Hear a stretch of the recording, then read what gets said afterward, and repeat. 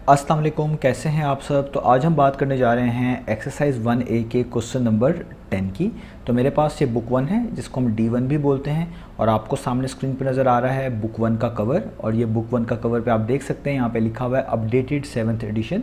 Basically इससे पहले जो हम बुक पढ़ रहे थे वो 7th एडिशन ही थी, लेकिन ये वाला जो एडिशन है ये उसी का अपडेटेड एडिशन है। तो ये वाला चैप्टर मैं पहले भी अपलोड कर चुका हूँ ओल्ड प्लेलिस्ट में। तो कुछ क्वेश्चंस ओल्ड प्लेलिस्ट के और इस न्यू वाले प्लेलिस्ट के चैप्टर नंबर 1 के सेम हैं और कुछ डिफरेंट हैं। तो मैंने इसलिए अपडेटेड जो ये बुक है, ये जो नई पब्लिश हुई है, इसके लिए सेपरेट प्लेलिस्ट बना ली है इस चैप्टर के नेम से, यानी चैप्टर नंबर 1 के नेम से। उसका लिंक भी नीचे डिस्क्रिप्शन में दे दिया है और जो ओल्ड प्लेलिस्ट है उसका लिंक भी नीचे डिस्क्रिप्शन में दे दिया है, ताकि अगर आप ये वाली बुक फॉलो कर रहे हैं तो इसके लिहाज से आपको सोल्यूशन आसानी से मिल सकें, और अगर आप पुरानी वाली बुक फॉलो कर रहे हैं तो आपको उसके लिहाज से सोल्यूशंस आसानी से मिल सकें।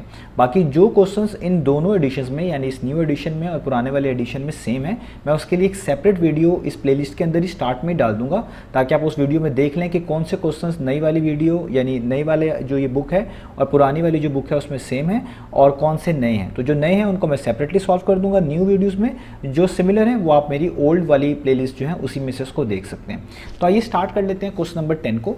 तो क्वेश्चन नंबर 10 की स्टेटमेंट सामने आपको स्क्रीन पे नजर आ रही है। यहाँ पे लिखा हुआ है the length of one side of a square sheet is 15 centimetre.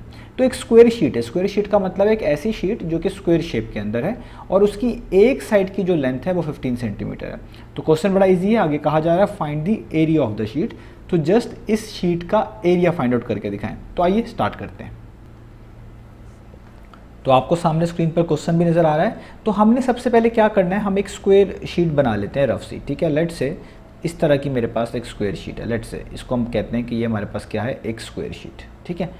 अब क्योंकि स्क्वायर शीट है तो स्क्वायर जो होता है आपको पता है एक ऐसी ज्योमेट्रिकल फिगर है जिसकी तमाम साइड सेम होती है, यानी जितनी इस साइड की लेंथ होगी उतनी ही इस साइड की होगी, उतनी ही इस साइड की होगी और उतनी ही इस साइड की होगी।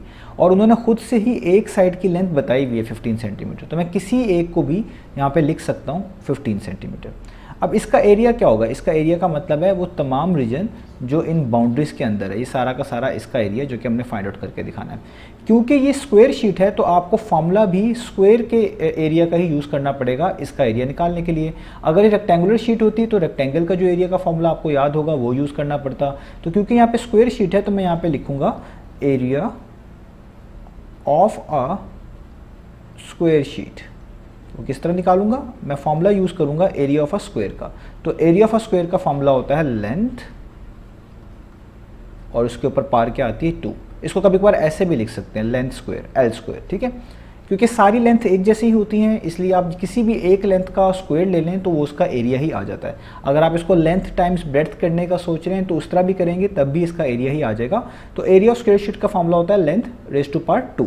अब ये जो लेंथ है ये वो वाली लेंथ होती है जो आपको गिवन है। तो देखिए हमें कितनी गिवन है 15, तो हम यहाँ पे लिख लेते हैं लेंथ की जगह पर 15 और उसके ऊपर क्या पार यूज़ कर लेते हैं 2, ठीक है। 15 की पार्ट 2 मैंने यूज़ कर लिया, ठीक है। आप यहाँ पे ब्रैकेट्स भी लगा सकते हैं, वो भी ठीक है, आप ब्रैकेट्स हटा दें वो भी ठीक है। अब देखिए 15 के स्क्वायर का क्या मतलब है, 15 के स्क्वायर का मतलब है 15 टाइम्स 15, यानी 15 को अपने आप ही से मल्टीप्लाई करना है, 2 दफ़ा 15 लिखना है।